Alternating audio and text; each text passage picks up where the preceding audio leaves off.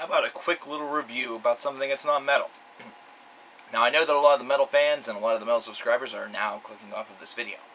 But you shouldn't, because we're talking about a legend. We're talking about someone who has been in this business for 5 decades, before metal even, well, pretty much existed. We're talking about Bob Dylan with his 35th album entitled Tempest, which was released today, 9/11/2012.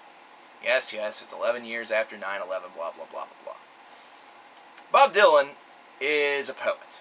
And you should keep this in mind whenever you're listening to this record and a lot of his other records. However, Tempest is one where his poetry is certainly, like in others, the center point. So if you're going into this album expecting this to be a masterpiece of technical musicianship, then think again. In most cases, a lot of these songs are going to have the same basic riff pattern played over and over again over the breadth of the entire track.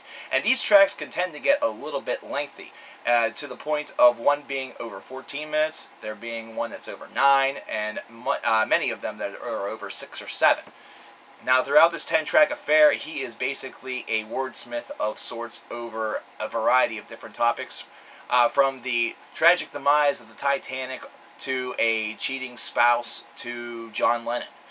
And once again, as I said and mentioned, his poetry is the tantamount thing here.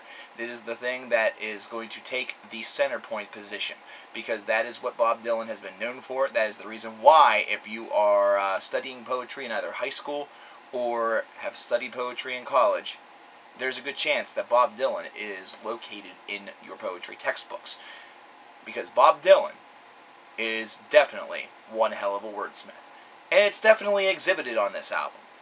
Bob Dylan is the only man who could repeat the same idea over and over again musically and still make it interesting.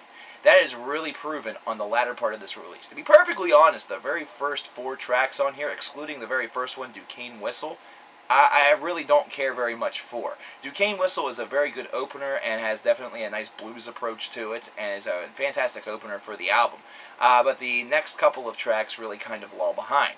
It's whenever you get the songs such as Pay in Blood and Scarlet Town and things like that, that things really start to ramp up. And you start to hear Bob Dylan go from kind of, I guess, convincing and reflective to damning and extremely angry, back to the more reflective, to telling a story, to trying to set a scene in various different ways. It's really just kind of marvelous to behold whenever you listen to his work, because he transforms you into multiple eras of human history in order to tell his story. And that is certainly Bob Dylan's prerogative, mainly because he has lived through many, many different things. He hasn't lived through all of the things that he talks about, in fact, very few. However, he has that sort of prose where he is able to speak on it with almost like a finite wisdom of it, as though he is standing in the background as these different things are happening, such as the wreck of the Titanic, or such as the shooting of John Lennon, and is a reporter in the background. And he's captivating you and enlightening you on the emotions that are felt while weaving in his own certain slab of, poetic license.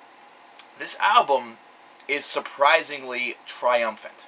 And the reason for that is because of the strength of the second half of it. The second half of this album is infectious. It's filled with very, very solid riffs. They're very memorable. They stick with you. Is it because they are being played more often than anything else? Considering in Tempest, you're hearing essentially the same musical idea for 14 minutes?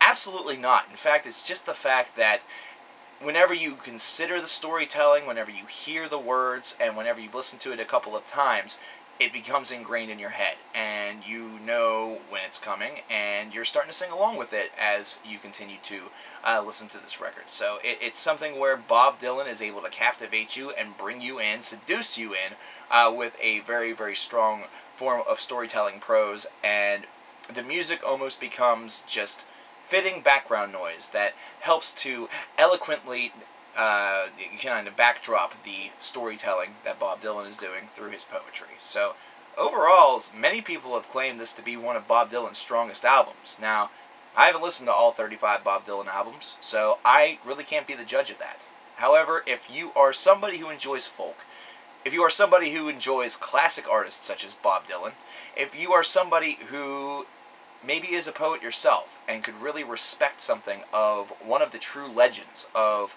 music that is also considered to be one of the legends of the poetic prose, then this album is right up your alley. It's going to definitely be a strong 4 stars for you, or an 8 out of 10.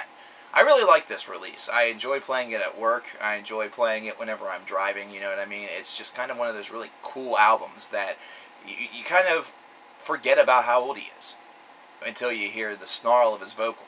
That's whenever you can hear his age. But age really is just a number. Bob Dylan keeps on cranking out fantastic releases, while people much younger than him keep falling around him. That's all I got. Bob Dylan, you're a true legend. Thank you.